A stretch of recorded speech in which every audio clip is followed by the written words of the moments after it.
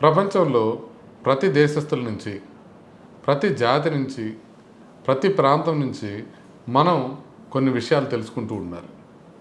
అదేవిధంగా జపాన్లో మనం చూసినట్లయితే ఒక అద్భుతమైన విషయం మనకు తెలుస్తుంది.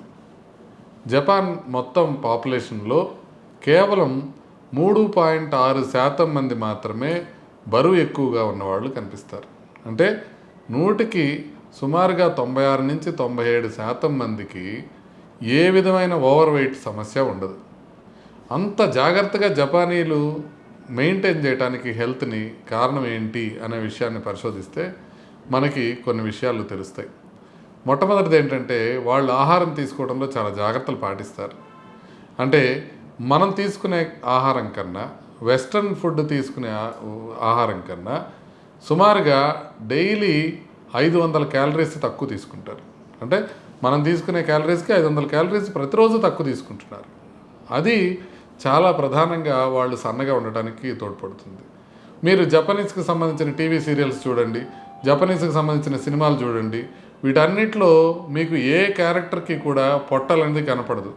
అందరూ ఫ్లాట్ అబ్డమెన్ వేసుకొని ఉంటారు. అది కూడా అందరూ సన్నగా బాయిష్ లుక్స్తో ఉంటారు, ఈవెన్ పెద్ద పెద్ద వాళ్ళు కూడా. సో దీనికి కారణం ఒకటి ఆహారం అయితే, రెండోది వాళ్ళు ఎక్కువగా నడవడానికి ఇష్టపడతారు.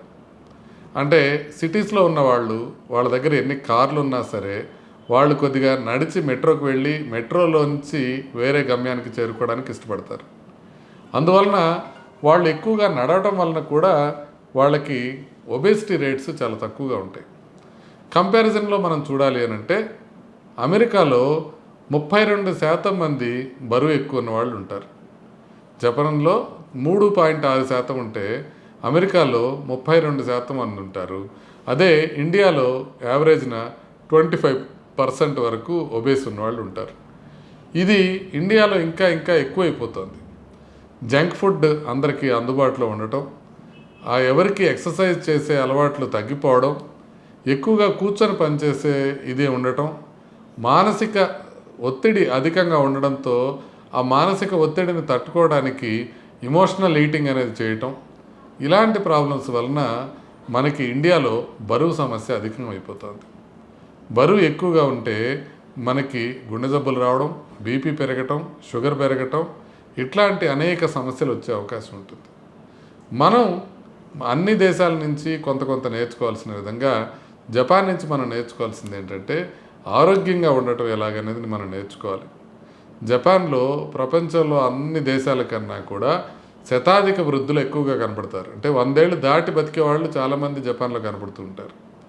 దానికి కారణం ఏంటంటే వాళ్ళు తీసుకునే ఆహారం పరిమితంగా తీసుకోవడం, రెగ్యులర్గా ఎక్సర్సైజ్ చేయటం. కొంత జెనెటిక్ ఇన్ఫ్లుయెన్స్ ఉంటుంది ఖచ్చితంగా, కానీ ఆ జెనెటిక్ ఇన్ఫ్లుయెన్స్ని కూడా మనం ట్రంప్ చేసి, అంటే దాన్ని కూడా మనం ఎదుర్కొని ఇంకా ఎక్కువ కాలం బతకాలి అంటే మనం చేయాల్సిన పనులు చాలా జాగ్రత్తగా చేయాలి. అందుకని ఇవాళ జపాన్ వాళ్ళని చూసి మనం నేర్చుకోవాల్సిన విషయం ఏంటంటే ఖచ్చితంగా అందరూ ఫిట్గా ఉండటం, చిన్న పిల్లల నుంచి ఫిట్నెస్ అలవాటు చేయటం, ఫిట్నెస్గా ఉన్నదాన్ని, ఫిట్నెస్ అనేదాన్ని ఒక రిలీజియన్ కిందే మనం భావించాల్సిన అవసరం ఉంటుంది. కాంట్రాస్ట్లో అమెరికాలో కనుక ఆహార పదార్థాలు కనుక ఆహారపు అలవాట్లు కానీ చూసినట్లయితే అమెరికాలో జంక్ ఫుడ్ తినే వాళ్ళ సంఖ్య చాలా అధికంగా ఉంటుంది. యూరోప్లో కూడా అదే విధంగా ఉంటుంది.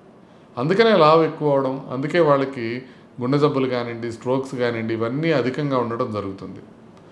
మనకి ఇండియాలో ప్రాబ్లం ఏంటంటే థ్రిఫ్టీ జీన్ హైపోథసిస్ అంటారు.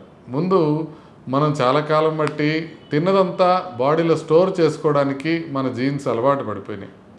సో అంటే మనం ఎంత కొంచెం తిన్నా కూడా అది బరువు కింద మారిపోతూ ఉంటుంది. కాబట్టి మనం కొన్నిసార్లు మిగతా వాళ్ళకన్నా తక్కువ తిన్నట్టు అనిపించినా కూడా మనం బరువు ఎక్కువైపోవడం ఉంటుంది, మనం చూస్తూ ఉంటాం. ఇలాంటి ప్రాబ్లమ్స్ ఉంటాయి. కాబట్టి ఇండియాలో ప్రపంచం మొత్తం మీద లెక్కేసుకున్నా కూడా డయాబెటీస్ అధికంగా ఉంటుంది, గుండె జబ్బులు వచ్చే అవకాశం అత్యధికంగా ఉంటుంది.